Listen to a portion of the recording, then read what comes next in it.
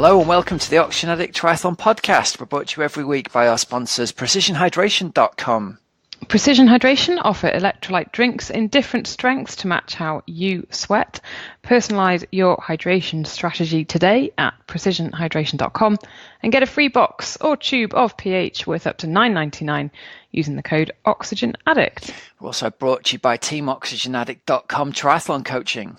Helping hundreds of age group triathletes see huge improvements in their 70.3 and Ironman performances.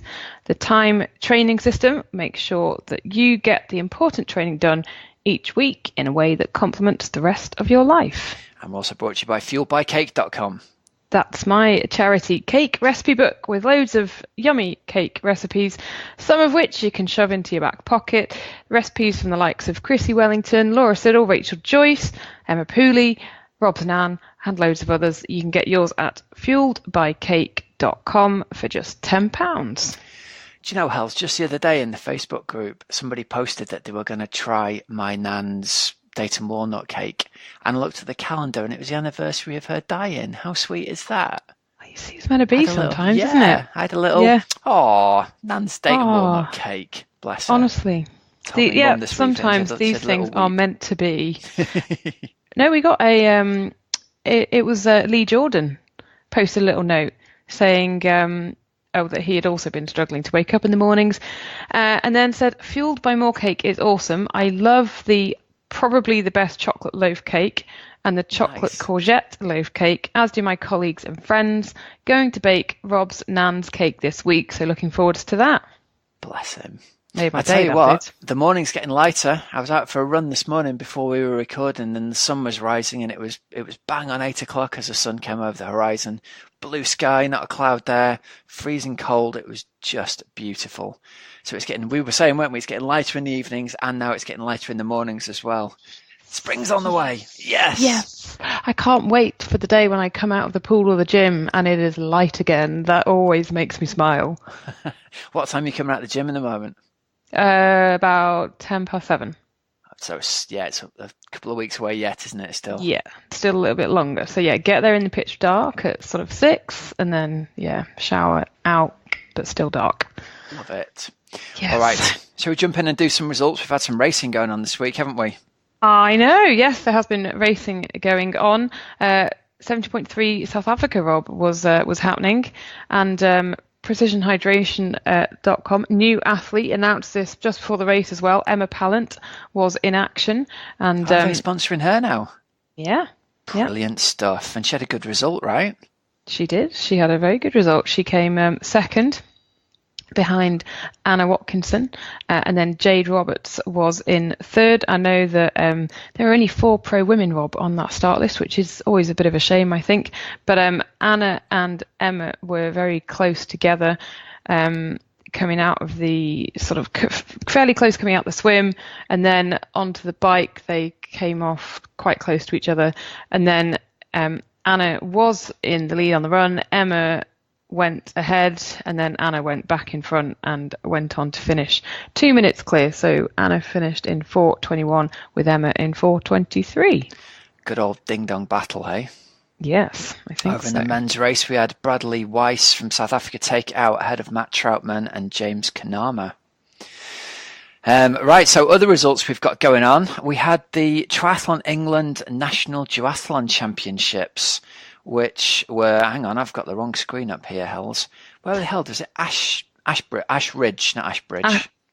Ashridge. So it was the in Ashridge. And I tell you, Rob, the sort of podium photos of everyone looks a little bit colder than South Africa. They're all there with sort of like gloves, and then like down jackets. I think all the women have got hats on. 2 of them have got like hats on. Oh, just looking really, really cold. Yes. But yeah, they all look looks like typical sort of British winter duathlon. It's not the kind of day you want to be hanging around, even if you're on the podium, is it? Can we just take the photo, then we can go home? Yeah. All right, so on the ladies' side, we had a win for Victoria Kenny, and then Laura Addy in second and Sophie Bubb in third. And the men's race was won by Ben Price, who said, "Dead chuffed to win the National Duathlon Champs today, both my age group and the overall title." So yeah, and he's flying at the moment. He's got a very good coach as well. So yeah, he won in 2:03 ahead of Daniel Jenkin and then Alex Doherty in third. And the classic early season Ironman opener, or Iron Distance opener of Israman. I can't even say it, hells. Israman was open this year. It always sounds like it should be a warm race, but it always is chuff and freezing on race day morning, isn't it? So there's a full distance race and a half distance race going on this year. So in the full distance race, we had wins for Christian Alstadt from Germany and Antonia Reznikov of Israel, with England's or Britain's Paris Edwards in second place. But you're saying that was her final pro race. Yep. So she's retiring, is she? She's pulling the pin. She is. She's retiring. I think her final Ironman, I want to say, was Malaysia, and I know she had she was really disappointed with her race there. So I'm glad that she could go out to Israman and have, and finish sort of on the podium. But yeah, that will be her final pro race. And I just remember, Rob, a couple of years ago we were mentioning her almost like week in, week out. She was doing a lot of races in Southeast Asia and just absolutely ripping up the form book there. So yeah, fantastic, and such a lovely person as well. Good for you. Congratulations on a great career, Paris. And so just a final shout out from our sponsors, precisionhydration.com. You can get yourself to their online sweat test if you've not done it already, and check out using the results of their online questionnaire whether you are a particularly heavy or salty sweater. If that's the case, then you can get an in-person sweat test done with them, which is completely painless and takes about half an hour, and will tell you your exact sweat rate, and it will also tell you the concentration of sodium in your sweat. So typically, if you suffer from cramps a lot, or if you find yourself really struggling in very hot races and feeling ill after the race, sodium is probably the issue. For all of us training indoors at this time of year, keeping on top of our electrolytes is really important, because if you're inside on a hot turbo trainer, you're going to be losing an awful lot of electrolytes, much more so than you're going to be able to replace just through standard eating. So check it out over at precisionhydration.com. They've got what I consider to be the best electrolyte supplements on the market, completely tasteless, mix into a drink really nicely, and will keep those cramps at bay and keep your electrolytes nice and topped up. And remember, you can get £9.99 worth as a free sample using the code OxygenAddict. Next thing we've got to mention is thanks to everyone who's left a review of the show on iTunes. It's been another great week, hasn't it? People keep on leaving very nice things, Rob. Yeah, so thanks very much to all of you who've done that. I think we had another 12 5-star reviews this week, taking us up to 152 5-star reviews. Now, I've bored you with this before, but it's dead important for us, because that's how we get shown on iTunes. If someone searches for Triathlon Podcast, you get ranked on the basis of how many 5-star reviews you've got. So we were aiming to try and get 200 by the end of January. We've got 4 days left, Hells, to get 48 reviews in. I don't know whether that's going to happen, but we had over 3,000 downloads of the last show. So there's people out there. Please get on iTunes and do it for us if you can, because as a thank you, if you leave us a 5-star review and you enter a screenshot on our Triathlon Facebook page, the OATC group on Facebook, you're going to get entered into a prize draw to win a copy of that beautiful coffee table book of the Cervelo story, which is called To Make Athletes Faster by Anna DiPiccio. We had them on the show last week, Anna and founder Phil White. So it's an amazing story of starting the Cervelo brand. And so if you're not already a member, join the Oxygen Addict Triathlon Community Facebook page, take a screenshot over your review from iTunes, pop it up in there. I'm going to be doing a prize draw at the end of this week. It'll just be a names from the hat kind of deal, and we'll announce the winner next week, and let's see how close we can get to the magic 200, Hells. Fingers crossed. I did listen to. I didn't quite get all the way through the interview with Anna and Phil, but I did start on it, Rob, and I think I just got distracted, which is why I couldn't quite finish it at the time. But they were great fun at the beginning. Yeah, a good laugh, the pair of them. Yeah, very, very funny. So yeah, that's the bits I heard I enjoyed, and I will finish it at some point. Well, I'm going to give a shout out to the people who've left a review this week. So we had smartphonesoft.com, bit of spam there, like that. Nat Dunk, Try SH Willie, CPW Try, I Larkins, Someone called Massage Me. Interesting. Donald Brooks, Try, Ross Mc123, and Alan Garfish. Thanks all very much for leaving reviews of the podcast this week. We really appreciate it. Right, Hells, we've got an interview this week. It's a stonker, isn't it? Please tell us all about it. Well, I couldn't stop talking. No change there then? No. So this week's interview of the week is with Joel Filliol, who is one of the world's best triathlon coaches at the moment. He's coaching the likes of Mario Mola and Vincent Louis and Non Stanford and Katie Zaferes, and they are all in his crew, which is the JFT crew, which means just effing train. I quite like that. But no, really, really insightful. He's got a fascinating mix of experience working for federations. So he worked with Triathlon Canada, he worked with British Triathlon, he's now working for the Italian Triathlon Federation, and he's also got his sort of private setup, the private coaching group. So he really has got experience of both. So it's like best of both worlds for him. He's been there, he's done it, he's worked with so many of the top athletes in the sport. So he's got some good things to say, some fascinating things to say, and it'll make you think a little bit about some of the mistakes that we make as well as age groupers. So yeah, it's a good interview. So here we are. Here is this week's interview of the week. Joel Filliol, hello and welcome to the Oxygen Addict Triathlon podcast. I don't think you need a massive introduction because you host your own podcast, the Real Coaching Podcast, and you are one of the best triathlon coaches in the world, and you're in Fuerteventura at the moment, right? Yes, thanks for having me, and we're at the Playitas Resort in Fuerteventura. And how is life with the JFT crew? Good. It's day after day. We're in for a long block here. We're doing 2 months here this year, and for some of them, we're also here in December. So we're getting very comfortable with the trails and the roads. And is that normal to have a sort of a 2-month block? Yes. Sometimes we move, but we generally don't really have an interruption in between. But our season kind of starts the training season starts in December, and we do 2 or 3 weeks then, and then have a break over Christmas, and then we typically go straight through to the first World Series, and so that's what we're doing this year. Last year we moved venues, but we just went down the road on the island.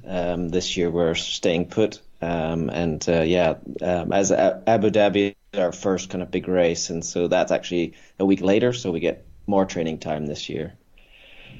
And so far, so good? So far, so good. We've got a good group here, we're trying to keep some variety, but inevitably it's work day after day, eat, sleep, train, and a similar pattern. But we kind of go through January in building up a certain pattern of sessions, and then we kind of switch over a little bit middle February prior to when we go off and race. So we have some change then. And talk us through the crew at the moment. I mean, you've got a pretty impressive stable of athletes there. Yeah, I mean, I guess I should start by saying my primary job now, my primary role, I work for the Italian Federation as a performance director. And in part, what we tried to do there was really kind of bring the best of the world to Italy and to Italian athletes. So that's a big part of my job. I was in Rome on the weekend for a meeting, and generally looking to create kind of really good environments and better environments for Italian athletes. And then I kind of joke, but the side project that's continued since about the London Games is this international group, and I've been really fortunate that this is I've had so many opportunities to work with great athletes, and it's kind of grown. I guess success breeds success and more interest, and and we've really got a amazing group. I mean, I don't know if your listeners how closely they follow ITUs, but the obviously Mario Mola, the now 3-time world champion, and Vincent Louis from France joined us middle way through last year. Obviously, great pedigree, but he was able to win the final again, and Jake Birtwistle on the third place of the series, and from Australia. And then, I mean, we have many more, but on the women's side, we also had Katie Zaferes, who won the closely fought silver medal against Vicky, but obviously super athlete and many more as well. How do you ensure that they don't beast each other day in day out when they're training? It's a good thought. It's sort of a natural. I think that you think that they would be tempted to do that, but I think our culture and the way that I think about things is really about kind of self-discipline and control, and we're not about kind of pushing as hard as possible, and we actively discourage that because it would be potentially counterproductive. What makes these guys good is getting to the start line healthy with energy and in the right space for themselves individually, and we don't need them to push each other too much in that way. I mean, definitely they help each other, but I think helping each other comes as much from kind of participating in the daily environment and supporting each other kind of every day. It's not just to go faster. So probably people don't maybe not think that, they think, oh, well, we've got these great men or great women pushing each other, but the pushing each other part we try to avoid too much. I think it's more supporting each other day to day. When you show up and you're tired, and then there's someone else that can help carry the load that day, and that's where I think the success comes from, or how I think about things anyway, is that consistency over time, and it's not a single session. So when we've had athletes that wanted to push each other in the past, sometimes I separate them instead of encouraging that, because I don't want them to leave their best races in training, and we don't want to set any PBs in training. And again, it's maybe counterintuitive in a way, but I think that's really important, that ability to self-manage and be under control and disciplined. I mean, to the athletes, I probably sound like a broken record. Are we under control? How is the pace? And in focusing on those things, it's not just going harder all the time. When you are working in a group environment, how do you individualize their training to ensure that each athlete is at their best? A lot of the training we do is the same for everyone. Just gone through every week. I go through the same process of, especially on camp, it's not so hard because we're all here, but planning the week for each one, and there are some differences, although probably 90% of it is the same. But depends. A lot of it depends on the running, really, like how much running they can do, what's the volume they can do. That's probably where there's the most difference, because it has such an impact on health and and biomechanics, like how much can they do and keep healthy. So it depends their individual history. So I pay attention a lot to that. So we've got variations on running frequency and volume, and the volume of the main sessions. Some of the ones that swim faster, they might have a slightly different swim program, which is the main thing is one less swim day a week. But actually, we've got away from that. We kind of had an informal rule / joke where if you could lead a World Series, then you didn't have to swim Thursdays anymore, which we've had several. But for example, Maarten van Riel, the Belgian, he led out Hamburg last year, but unfortunately for him, he never got the Thursdays off because it just didn't work out with the planning and what we were doing. So I think he felt a bit cheated on that. But in general, yeah, I think that just that consistency every day. So we haven't done too much of that, but there's still an individualization on the swim with respect, of course, to the appropriate intensities, and there can be a wider range of abilities in that sense of making sure they get enough rest, and whether we need to go on a different cycle, or some of them might pull more during the same set. They might do more strength work during the same set as than somebody else. Whether they're sort of a puller or a swimmer, whether they need their kick, then it will depend how we manage that. The cycling probably doesn't change too much. We tend to probably do more skill-based stuff, or multi-sessions like runs off the bike, with more of the women than the men in general.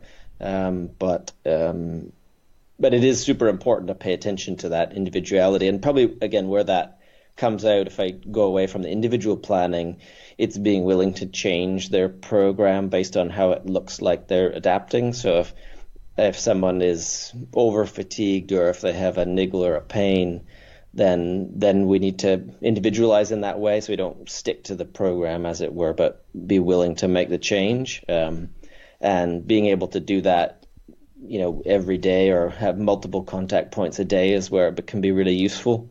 And so that's where it's important to have everybody here as much as possible. It's not always possible, but everybody in that environment. So that's probably the most important thing when I reflect as not just the swim, bike, run, or how's the training different, but being willing to change things and adapt to the individual based on how it looks like they're doing. And when it comes to an Olympic year and qualifying, and perhaps different federations have different rules, and I don't know, take Rio and the British, they had to podium, didn't they, at the test event and the grand final, is that right? Mm-hmm. That's right, both of them. Yeah. So how do you prepare in a group environment with different athletes from different countries for something like that? And is it really difficult? Not as much as you think. I mean, I think we've kind of found a rhythm where we've been able to be pretty good through most of the season, and so I kind of focus less on peaking than sort of being good and consistently good.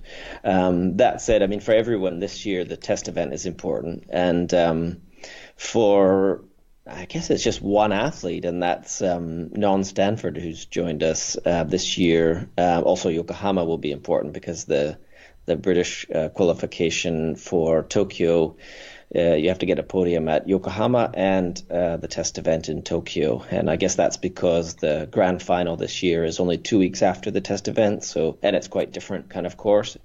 And Lausanne, it's quite a hilly course, and the other two are flatter, and obviously Tokyo very hot. So I guess that goes into a factor.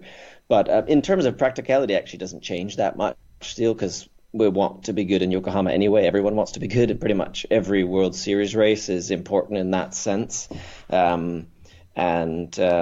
Just going off of how we've done the series since this squad started, kind of post London in 2013 and beyond, we've kind of found a good rhythm about how to be, like I say, consistently good through the series. And I guess it helps that we, managing your energy through the year like that, you're probably less likely to make mistakes. And obviously, probably what's different about those events is the feeling of pressure, or the outcome on those ones really, really does matter. But I think the way I've tried to manage it is create a predictable routine into all the races, so it doesn't change very much going into a more important race, if you like. And once they get into that and get to know that, then they can expect that they'll perform more or less as they have. And a lot of the times that's what you need to do. I mean, I guess to win an Olympic medal or a World Championship medal, if you're already near the top, if you're in that medal zone, then reproducing what you've done before might be all you have to do. Of course, that's not true for everyone. I mean, some people, they really do need sort of a big step up. And for those, though, it doesn't change the process very much. So it's still about what's the right thing for them now, what's the step in front of them, how do they get better now. And so I think about just what's logically in front of them rather than where they need to get to, like an external standard, and just think what's that right process for them. And in a lot of cases, though, it still comes back to being healthy on the start line and manage your energy well so that you're able to I guess get everything out. And probably one of the biggest challenges we see is athletes that have probably pushed too hard in training prior to reaching the start line. They've either been searching for confidence or trying to prove something to themselves, or just got carried away, or didn't have the discipline to manage that energy, and then they arrive at the start line a bit cooked. And so that's what we try to avoid. And I think just being consistent in this season is really important, and that's most likely to lead to great races that do have a external component like qualification. What do you make of British Triathlon's qualification policies? So even going back to London and then Rio and now Tokyo. Yeah, I mean, it's probably a lot of other federations have followed a little bit, but the environment has changed a little bit. The relay has probably created a situation where there's more desire to have discretionary ability. So because it's thought to be slightly different, that's probably a debatable point whether it's actually any different. But in terms of which athletes would be the best, however. I think the idea there is clear to me. It's you set a very high bar for early selection, and so you're undoubtedly anyone that can achieve it is deservedly on the start line, and there's no doubt about it. And so in any early selection scenario, that's a good policy, and the federations leave themselves the ability to select discretionarily anyway. I think they want to avoid too low of a standard, so that if there's something unusual happens in a qualifying race, then you don't end up with somebody that perhaps wasn't very consistent, or it was a one-off, or it wasn't in the right circumstances that they were able to perform. So these kind of high bar selections are more common around the world now. And like I say, ultimately they have the ability to choose the team from a discretionary case if the athletes don't achieve the automatic bar. In the case of Rio, the two women did achieve the automatic in both, and the men didn't, and they were obviously able to make a decision then based on what they saw. But as we know, kind of almost every country now, the ones that are really internally competitive tend to have a high bar like that, and then there are others who clearly try to incentivize ensuring that the country has the quota places. And so they might emphasize ranking a little bit more. So the quota places meaning, how many country places does the country end up with, whether that be 2 or 3. And that's changed a little bit with the relay, but not substantially. And so that's sometimes incentivized in the smaller countries who are more on the bubble of qualifying all the places. So in the end, it doesn't change very much for us whether you have to be. I think the French, you have to win the test event for one of their qualification policies. The Australians, you got to be in the top 3. I'm not aware of another one that has 2 events this time, but again, for our process, it doesn't change very much anyway. Will it be another Brownlee, do you think, as Olympic champion? It's possible. I mean, I always say the best predictor of future performance is past performance. So you never would look past somebody that's done it before. I mean, you certainly, rather than someone who's never achieved that to be able to do it again. However, obviously the Brownlees have had their own challenges in the last couple of years, but I would never count them out for the reason of just their history and pedigree. And I'm sure everyone, and myself included, watching to see what Alistair ends up doing. from kind of his own health point of view and his focus of racing. We saw a few weeks ago Javi Gomez announced he was going to take a run at Tokyo. And we'll be curious to see what Alistair ends up doing. When he was at his best, obviously he had a huge impact on the race, not only just on the outcome, but just the way that he raced. And so we will see. But yeah, I would never count them out. If you were coaching Ali, what would your advice be to him in terms of his goals over the next 2 years? Right. Well, it's almost a bit late now because I think so. When I was working with British Triathlon a number of years ago, and probably at the time I would have suggested some things to think about. The boys have got away with a lot of work, very early in the season, and they're both a bit stubborn in that way. And I think, you wouldn't. Obviously, you've seen the success they've had. You wouldn't want to change them exactly, but I'm not surprised that slightly later in their careers they've struggled a little bit in terms of health.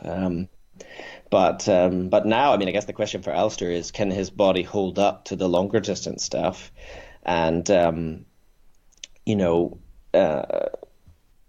even from the point of view of, there's two sides to the longer distance stuff. One of them, it's lower intensity, so it can be easier to manage for athletes that have health issues, particularly with running. So when you do less intensity, you perhaps can maintain your health a bit more, and that's one of the issues with short distance versus long distance. The other side is, if he wants to move up to Ironman, then he's going to have to run more, and can he do that? So whether 70.3 is the sweet spot for him now, or motivation wise, I guess for somebody like him who's achieved so much, you got to ask what's driving him still, and what can he cope with as well.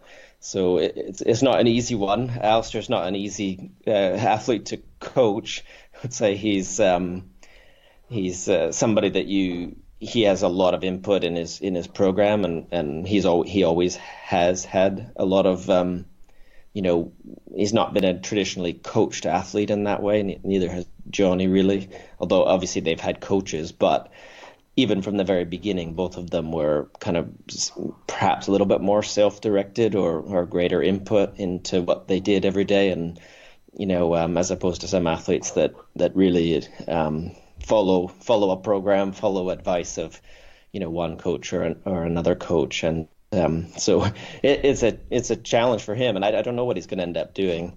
But I will be keenly following. Very, very diplomatic. Would you like to see a sort of a Kona with a very fit Frodeno, a very fit Gomez, and a very fit Alistair Brownlee? Well, absolutely. I'm a fan of the sport as well as obviously working and coaching, but I would love to see everyone have a go and especially those three, but coming from the backgrounds they do. But I guess the qualification has also changed now, and that's a challenge for being able to do more than one thing. All of the various elements of the sport have some kind of lock-in like that. Like if you want to do the World Series, it's difficult to do much else. If you want to do Ironman and Kona, you got to qualify, and you're at an advantage if you've had a decent race the year before. Or at least you used to be in the way the point system is. Now you've got to go to these regional races and earn your place. So I guess the question for any of those guys is, can they do that? For sure, Frodo, as he's won before, I think he can come back anyway. But that's a part of it, is the pathway to the race. So whether we're going to see that, I don't know. I think for Javi, it depends. It sounds like Javi really wants to try for Tokyo, and whether he can combine both of those things remains to be seen. And obviously, the last 2 years he's focused more on the long distance, but wasn't able to, at least in that period of time, achieve what he wanted. So, I think we all watched the 70.3 Worlds this year, and it was a really exciting race to watch. So we'd like more of that. Definitely. Who has surprised you the most over the past 2 years in the world of triathlon? It could be ITU, it could be 70.3, it could be Ironman, but who has surprised you the most? That's an interesting question. My first answer is drawing a blank. I'm trying to think of who has been surprising. I mean, I guess from one point of view, and I've just had a chat with the Norwegian coach Arild here. The emergence of Norway beyond just Christian, who's been around a while, but the sweep that they had in Bermuda was something special, and from a country that doesn't have a great long history in triathlon. Certainly other endurance sports, yes, but that's been interesting to see and watch the culture that they've developed and how other athletes have come up through that. Another point, it's not surprising, but not surprising in the least, but watching also Vicky's career over a long period of time and how consistent she's been and getting better and better and better, and to obviously win the world title was.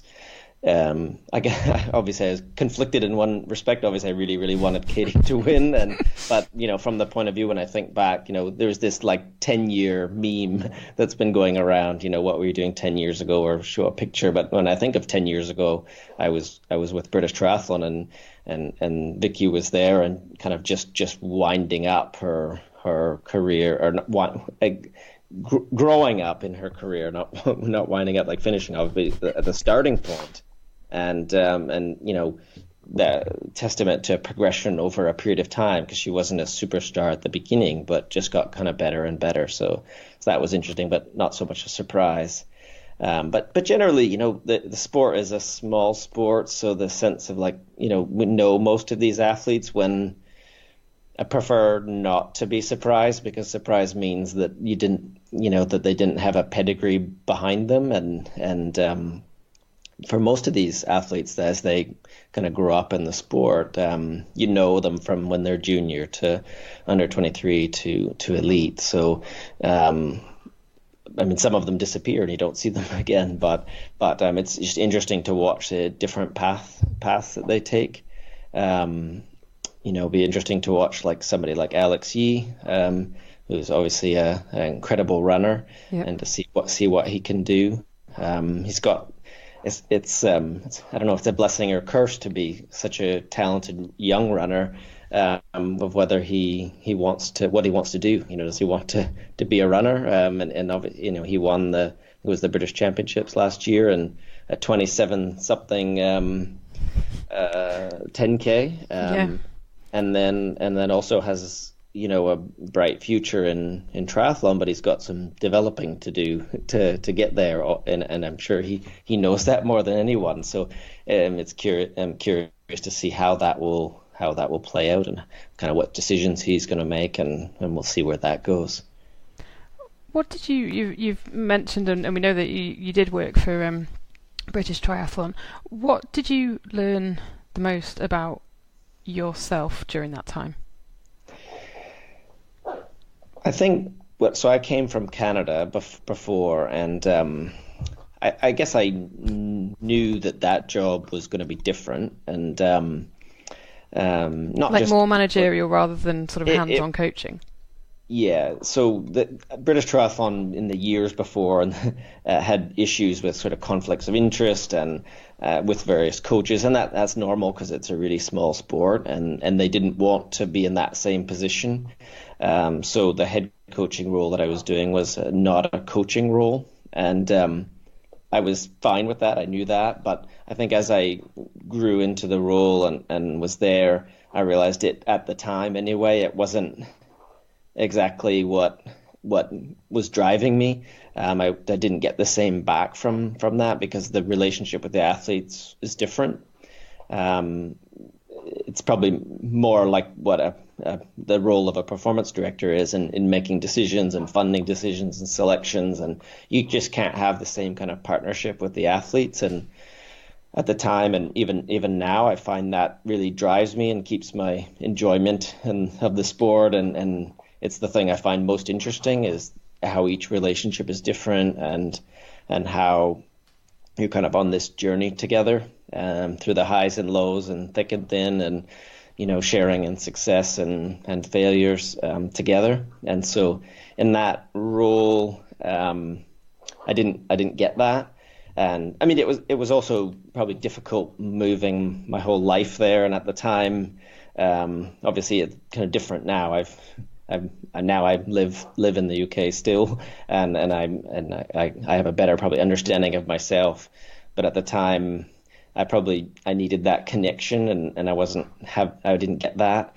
It did kind of grow over time, and I did feel more connected to the athletes, but it wasn't what I realized drove me the most as a coach, and so then I decided that I couldn't do another 2 years like that, so I wanted to make the change, and so I did, and that was sort of the inception of this squad, and what I'm doing now really started then. And I guess now you've got the mix between the sort of the national federation role, like with Italy, and the sort of the private stuff that you're doing. Yeah, I mean, there's pros and cons to both, and probably what drove me to be interested in if an opportunity like that came up, which it did eventually, but was like the sustainability of doing it fully privately, is challenging. I mean, even all of the success we were having, it's still quite challenging. I mean, I suppose it's like any business, but you've got a lot of overhead if you want to do it the way that we're doing it.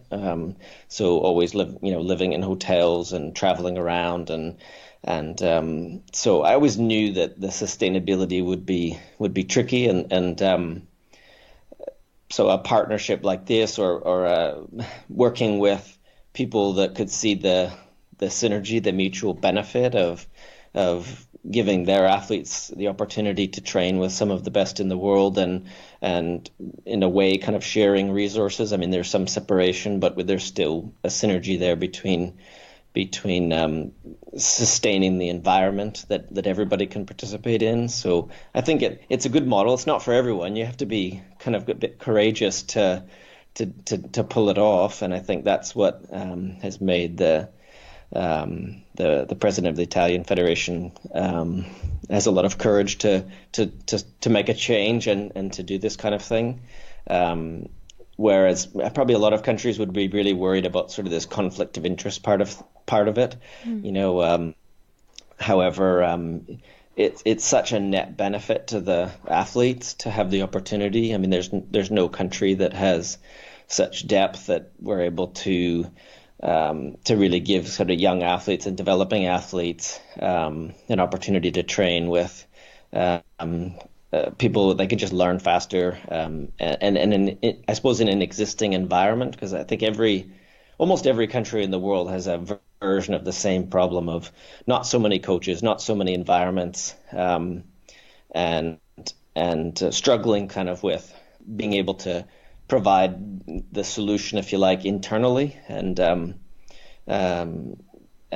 so this is one way to manage that, and it's one direction our sport has gone. There are more squads like this that have developed, and there's different reasons why. I mean, one of them is typically you don't have many of the same country in the squad, so you don't have that sort of competitiveness where you're competing for the same funding or resources. Although the British seem to get on quite well with that, and up until Non recently, it was really quite internal, and they did a good job with that.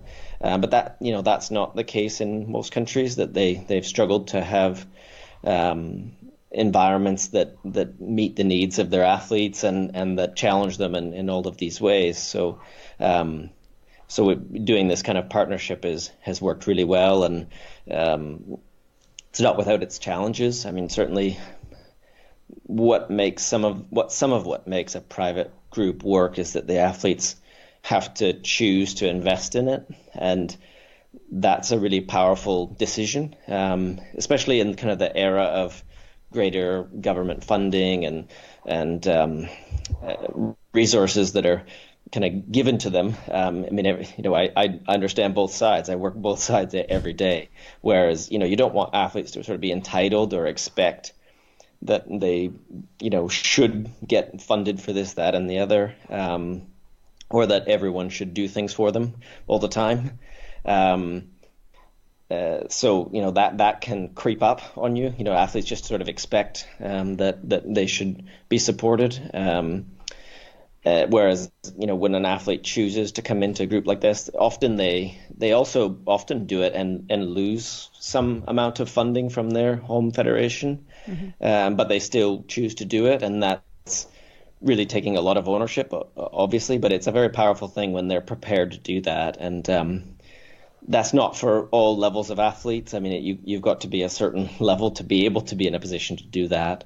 But in that case, taking that extra step of saying, I'm going to do this, it's not just something that's provided to me, but I'm going to invest in this and make it work, can be really powerful. And I think that's partly why the environment we have is what it is, because of that commitment of everybody. They're not there because they were forced to, or it was the option, or because they get free training camps or whatever. They're there because they want to be there, and they believe it's the right solution for them. And then so you get an environment where everyone is committed to the same thing. You must have like the most ridiculously motivated group of people within, a really, really short, really, really small geographical area. Joel, we've got some questions from listeners. So first up, you mentioned Non there, so let's start with Chantel Vermeer. It says, what's the secret to unlocking Non's potential? I mean, I could see I knew Non from years ago. She was just starting back when I was with British Triathlon, coming from running. But I mean, you could see immediately, and in conversations, and I have to say, British Triathlon have been great and super open and sharing and supportive of her making this change, and specifically with me. So we've been able to kind of figure out what she needed to do. And she wasn't far away, but I think it's one of those things where just making a change can make a big difference, especially she was in Leeds for a long time and was very successful there, massively successful. But you need to continue to evolve and change as an athlete, and that's one of the things that I think, like, it's the kind of the cliche, like, change a couple of percent, and of things that she's doing, and it can make a difference, whether it be fresh kind of things from a motivation point of view, or in a lot of these athletes, and Non is similar, like keeping healthy, keeping consistent, and having perhaps like a different relationship, a new coaching relationship. We can put a framework around that is just different than she had before, and hopefully we think that will be the difference, for this year. Also new training partners and just that stimulus. I mean, I think when you've been around a long time as an athlete, even if something was working before, some change can be good and some freshness can be good. For example, we saw Vicky after Rio move to a new location, for example, and in Bath, and that's one way to do that. But change can be good, and I think that's partly what this is about. And what I see, I think, she was obviously, as former world champion and fourth place in Rio, very close to the top of the sport, and so it's subtle things. It's how we do things is a little bit different, but not too much different from what she was doing. But that little bit can make the difference in taking the next step and growing kind of with motivation and energy to approach the season in a new way, and hopefully have the biggest success possible. Kate Offord says, what's your biggest challenge as a coach at the moment? I don't know if you've just answered that one in the question before, Non. Yeah, no, I mean, the biggest challenge is really simple. It's just continuing to try to do the basics well every day and make good decisions. For me, that's where I just try to get right, is when we have decision points, and they're all the time. what, if somebody's tired, what do we do about that? If somebody has a niggler pain, what do we do about that? What's the right amount? When do we need to stop them? Those things are continual all around us, and it's being focused and engaged to see those, especially in a bigger group. When there are many athletes around, I don't want to lose any of those decision points where we need to make a call about something. I've kind of at once both grown more confident over time to make those decisions, but you never totally escape the fact that the whole world is getting better all the time, and there's that like bits of doubt or not exactly insecurity, but you need a certain amount of questioning yourself. Are we doing enough? Are we doing the right thing? Should we be doing something different? You need the balance of that versus just, okay, well, we've done this before. We know what we've got. Don't want to change the formula too much, but you also can't stay in the same place. So it's, that back and forth between those things and just doing the basics well every day and not trying to get too sophisticated because you think that's what, is needed. It's making those decisions every day. What's going to get us to the start line healthy, consistent, and, how do we improve but not change too much? Talking of change, Lynette Warren says, what's the biggest change in your coaching philosophy over the years, or has it stayed the same? What I alluded to before, or said before, was being more confident to make decisions to leave things out. Earlier, in my coaching career, when I think of the worst mistakes that I've made, it was always not trusting my instincts or just doing too much and kind of knowing that was happening, but not being able to stop it or willing to stop it. From happening, because athletes are motivated, they want to do more, they want to be confident and feel that they've done the maximum they can do.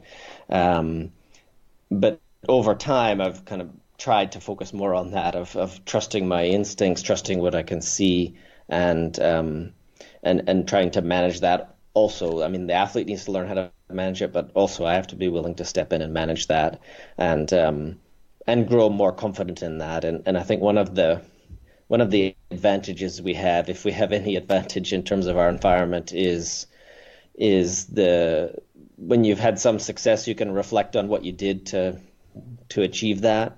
And I think our way of working and having sort of, again, control over everything in terms of intensity has been good, and I have to remind myself of that, that we don't need to sort of keep up with the Norwegians or the French or whomever. That's not the point. The point is to do the right thing for the athlete at the right time and what's in front of us. So that's a change, I guess, in terms of growing more confident. The process hasn't changed too much, but it's subtle things. I mean, even the last 2 years, we've changed how we do our swim program and the balance between the amount of solid race pace work versus sprint work, and we've changed that. We've changed how we manage the interaction between the three sports together. That's something that's evolved a lot. And as the courses have become different, the bike courses in particular, we've had to adapt our training a little bit and the mix between the three. So that's a constantly evolving thing, but it's not a huge change year to year, but small things, and they can make the difference. Final question from Mick Simpson. What's the biggest mistake you see regularly from age groupers? I wouldn't necessarily say it's only age groupers, but simply just biting off more than they can chew, pushing too hard. I mean, I think, again, it's a theme of a lot of how I think about things, but like doing the right amount and not more than that. And okay, that's not easy necessarily to know yourself or you have to figure that out at times, but you don't need to finish every workout kind of at the limit. And in the sense that we want to be, again, and anybody that's doing sport, you want to be able to be consistent over time. You don't want to, make yourself ill or affecting your health by pushing too hard. And so I think having that discipline is really important, and being able to manage yourself in that way so that you're not just like expressing your ego in training and smashing yourself because you think that's what it's about. If you just enjoy that, then that's one thing. But if you want to race well and achieve your potential in competition, then you've got to manage your energy over the course of the week, over the course of the month, and through the season. And that's how you can be successful when you want. Brilliant. So Joel, is the Real Coaching Podcast going to be back regularly again? I'm definitely interested in bringing it back out. So we did the first one of 2 years last week, yeah, I mean, I did enjoy the feedback and the comments. I think it's a very small niche, I think, of people that are interested in I2 racing and the kind of that high performance side, but I did enjoy the interaction and comments from people all around, and I had a surprising number of people that asked me about it over the last 2 years if it was coming back, and it's probably like the same 3 people, but it made an impact on me. And a former athlete of mine, Gregor Buchholz, a German fellow who's got a podcast which he started. I did a short interview with him last week, and I thought, I really do need to get this going again. And I had been doing it with a colleague, Paulo Souza, and it was difficult to coordinate between us, so that'd be one of my excuses. But the reality is this ITU business especially, I don't do really very much age group coaching or online coaching anymore, so I'm not trying to grow business in that way, but I do enjoy sharing and talking about my process, what we're doing, or just yesterday, I had a really interesting chat with the Norwegian head coach, and we're going to put that out as a podcast this week. So it's like anything. I feel like when you have to convey information or talk about what you're doing, it's useful for you as well. It's so, if there's some selfish reason to do it, it's to help formulate my own thoughts about where I'm at, what am I doing, and also to share that, because there's not so much of that going on in the triathlon world, at least in the ITU focus side of things. I think it's kind of therapeutic, so I reckon go for it. Do as much as you can. I've got also an assistant coach called Drew Box who's here to help me coordinate some of this stuff. So that's also useful. And I think also what I did recognize, like, we're kind of at a unique point where we've got all these great athletes here and not necessarily sharing some of that. I think something could be missing. I was sort of motivated to share that process now, also as a record of what we were doing. And so we'll see where it goes, but I do enjoy it. Awesome. Thank you so much for being so generous with your time. Thank you. I enjoyed the chat, Helen. There you go, Robert. Nice. Cracking stuff. He's the man, nice isn't he? Short interview there with Joel Filliol. That apparently thought you were never going to get away from each other. It sounded like you were just going to keep chatting forever. Oh, there were so many more questions I wanted to ask. Yeah. But thank you very much for everyone who sent in a question as well for Joel. Just really, really good to have Joel on and hear about everything ahead of Tokyo 2020 and everything else that we chatted about. Great stuff. Okay, let's jump over and into Coach's Couch this week, sponsored by TeamOxygenaddict.com Triathlon Coaching. So the question comes in from Mick Simpson, who says, I'm looking for some advice on duathlon pacing, run and percentage of FTP on the bike. And the distance is a standard, so 10k run, 40k bike, and a 5k run for the second one. Topical with us having the British Duathlon champs mentioned earlier on today, which is really good. And I think this is a great question for people racing duathlon at this time of year, because it's tempting to look at the numbers and go, right, well, I've got a 10k, then a 40k, and then a 5k. So I'm going to try and do the 10k just a bit slower than my 10k pace, the bike section just a little bit slower than I would as a time trial, and then the 5k I'll give it everything I've got at the end. If I have everything left, or Exactly. anything left. Yeah. And that's fine, because at least you've got a strategy. It's not the one I'm going to suggest, but at least you've got a strategy. Then the problem is on race day, everyone lines up, the gun goes off, and people cover the first half mile at their 400-meter flat out pace. Get all excited by the fact that, we always talk about the importance of pacing, but it's even more so detrimental to you to get that wrong in a duathlon than in a triathlon, because at least in a triathlon, when the fast swimmers go, you don't see them anymore. In a duathlon, the fast runners in the group are really going to skew your perception of how fast everyone's going. So the first thing you're going to do is, whatever pace you're going to decide to run at, use your pace monitor on your GPS watch to really stick to that to start with, because almost everybody's going to go off much faster than they mean to, and it'll really pay you back double dividends in the 5K at the end if you can control your pacing at the start. Now, that being said, the approach I go with pacing for duathlons is, whatever the combined distance of the two runs are, find out what your best case scenario to run that would be in a flat out run race and shoot for that as your run pace for the 10K. So in this case, it's going to be a 15-kilometer run. So I would say to somebody, well, if you were doing a 10-mile road race, what pace would you run at for that? And the pace tends to be significantly slower than they would do for a 10-miler. So for example, to take my kind of numbers when I was racing, I'd do a 10K at about 5:30 a mile, maybe 5:35 a mile. So I could have done the 10K at 5:45 a mile and felt like I was slowing down quite a bit. But the combined time, if I was racing over 15K or 10 miles, would have been closer to 6 minutes a mile. So I'd really hold myself back in that first 10K. Sorry, that's my Skype running in the background. I'd really hold myself back in that first 10K. So I'd be running kind of 20 seconds a mile slower than I could do. So it really feels as though you're really not really going that fast at all, especially relative and everyone's going away from you. Yeah, definitely. Yeah. But it totally pays you back dividends on that last 5K because everyone's giving it all they've got, but most people are just completely destroyed. And what you'll find is, if you do pace it right, the measure of that is, if you can make the 5K at the end the same pace as the 10K at the start, you've done a really good job, because most people are not going to be able to hold that pace. Then in terms of the 40K bike leg, you want to be looking to be somewhere, between 90 to 95% of FTP. So we're significantly under what you'd be riding at 40K time trial on the bike. It's probably, in terms of pacing wise, it's probably going to feel a bit more like a half Ironman effort than an Olympic distance effort, if I'm honest.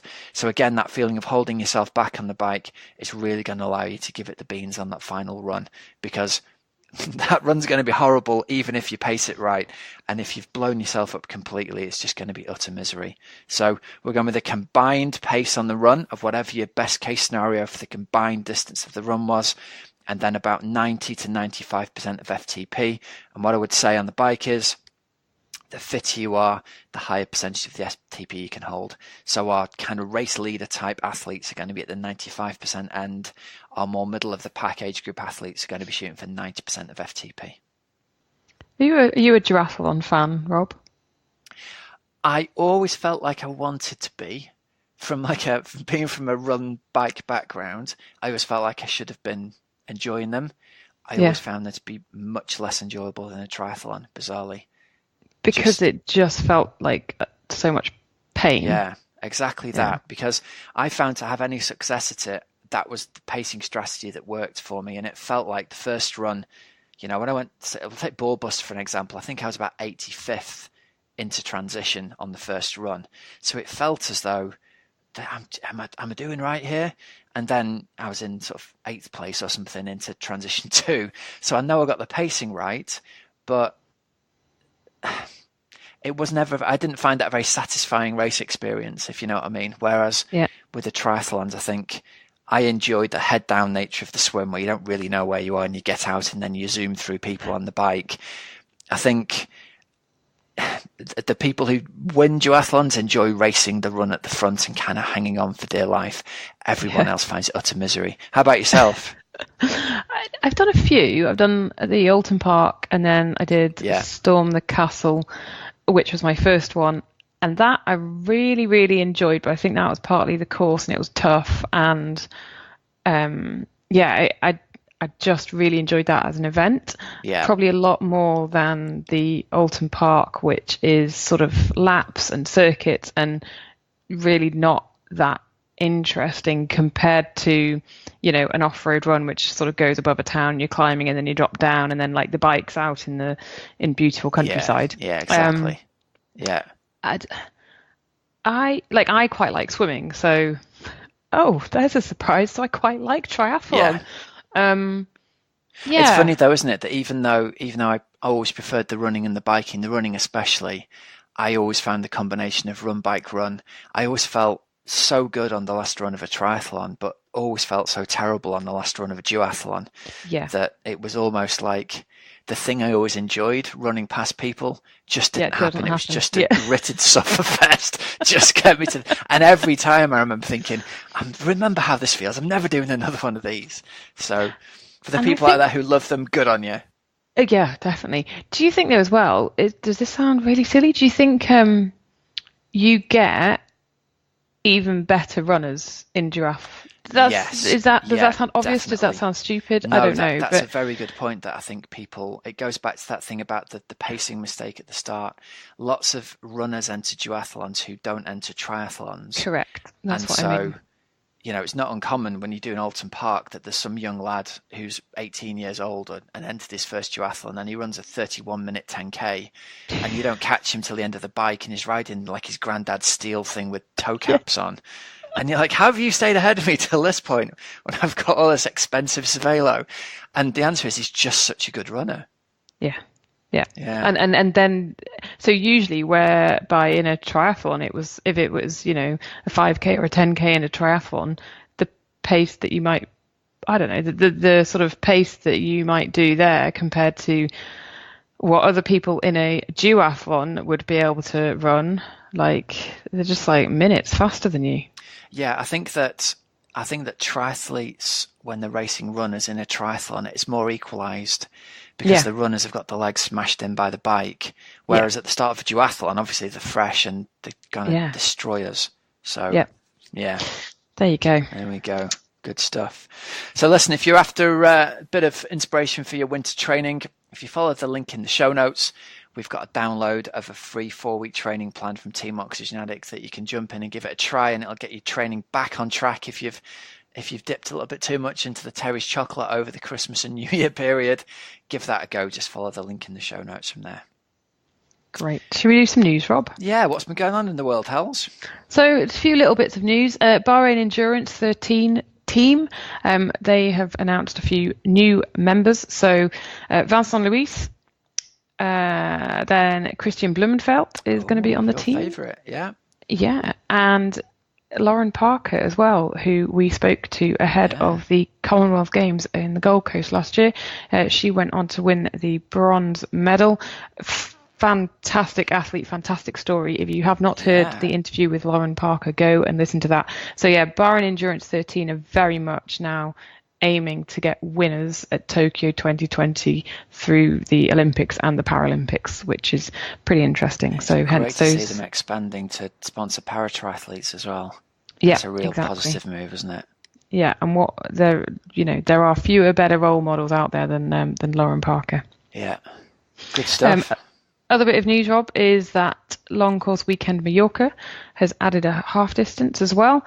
So that's from the 26th to the 28th of October. So rather than just like the sort of iron distance, you could go and do maybe a 1.9k swim, a 86k bike, and a 21k run over the weekend if you wanted to. Nice. That'd be a nice end to the season, I think. I've always fancied going out to Mallorca to do that and been intimidated by running a marathon at the end of it. But I think do you not remember seeing the weather from this year? Yes, I know. I'm nervous because I've got a week booked in Mallorca in about 3 weeks' time. So I'm trying not to think about that and just going, it'll be sunny. Aren't you Fuerteventura? I'm going there at the end of March. Oh, you've got a double whammy. I've got a double whammy, yeah. Oh it's not a full week in Mallorca. I got one of those ridiculously cheap flights for 4 or 5 days or something. So it was one of those. Yeah, go on then. Why not? Nice. Long weekend in Mallorca. Nice. Well, I'm sure you get bluer skies than here.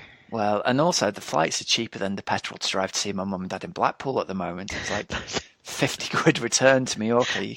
That's like the Sardinia thing. It's ridiculous, isn't it? Yeah. Yeah. Yeah. It's all there good. We go.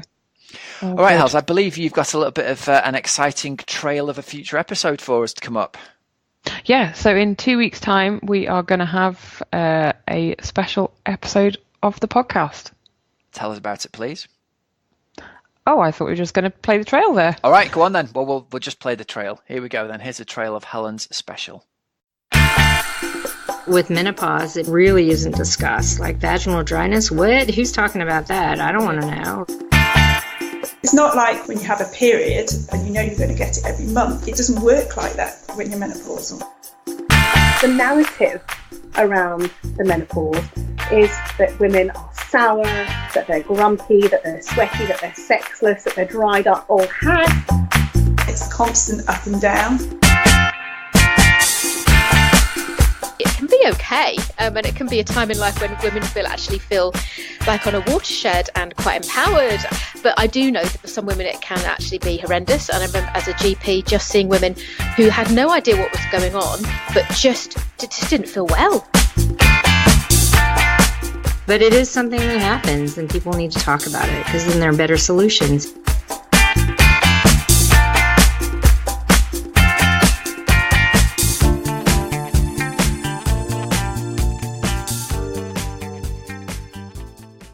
Yep. So, Rob, we're going to have a whole special podcast on the menopause. So I've spoken to a number of age group athletes. I've spoken to Dr. Stacey Sims, the author of Raw. And I guess the idea is a little bit like the podcast Blood, Sweat and Gears that we did about periods in August. It got lots of people talking. Loads of people got in touch afterwards, you know, saying, wow, thank you for doing this.